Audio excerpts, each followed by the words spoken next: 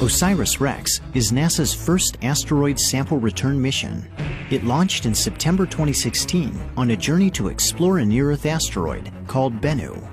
After arriving in 2018, OSIRIS-REx spent nearly 2 years orbiting Bennu, mapping and studying its rugged terrain before carrying out its primary science objective. On October 20, 2020, the spacecraft ventured to a small crater in the asteroid's northern hemisphere. It dodged jagged rocks and towering boulders and plunged its arm into the loose surface, excavating 6 tons of debris while collecting about 250 grams of material. OSIRIS-REx stowed its bounty and closed its sample return capsule. It bid farewell to Bennu in May 2021, embarking on a 1.2 billion-mile cruise back to Earth. Now, 2 years and 4 months after leaving Bennu, OSIRIS-REx is closing in on the place where its journey began. On September 24th, the spacecraft will approach to nearly 63,000 miles from Earth. It will power up and release its sample return capsule at 4:42 a.m. Mountain Time.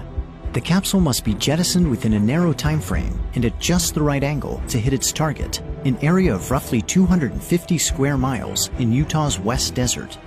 Once the capsule is away, OSIRIS-REx will fire its thrusters to avoid colliding with Earth. At 8:42 a.m., the capsule will streak into the atmosphere at a blistering 27,000 miles per hour. It will race across the western U.S. and begin to glow with heat, allowing infrared trackers on the ground to chart its progress. As it pushes deeper into the atmosphere, the capsule will rapidly decelerate, subjecting the Bennu samples to a punishing 32 Gs. About 2 minutes after entry, it will slow to Mach 1.4 and deploy its drogue parachute, stabilizing its descent. The capsule will enter special use airspace at 8:46 a.m., almost 10 miles above the Department of Defense Utah Test and Training Range. Radar stations will lock on and track it to within 30 feet of its landing site. At 8:50 a.m., the capsule will extract and deploy its main parachute 1 mile above the ground. It will make its final descent at a leisurely 11 miles per hour, like a marathon runner savoring a victory lap, before touching down in the desert soil at 8:55.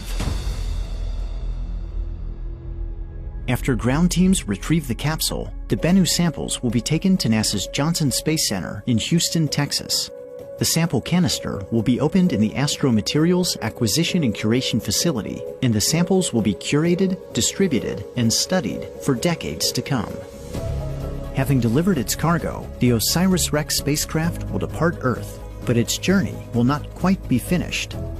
In a daring encore, the renamed OSIRIS-APEX will enter an elliptical orbit of the Sun, repeatedly passing within the orbit of Venus and pushing the limits of its thermal design. Beginning in 2029, it will chase down and investigate Apophis, a 1,200-foot stony asteroid destined to make an exceptionally close flyby of Earth. After 13 years in deep space, at the start of a new decade, alone on a new world, the journey will continue.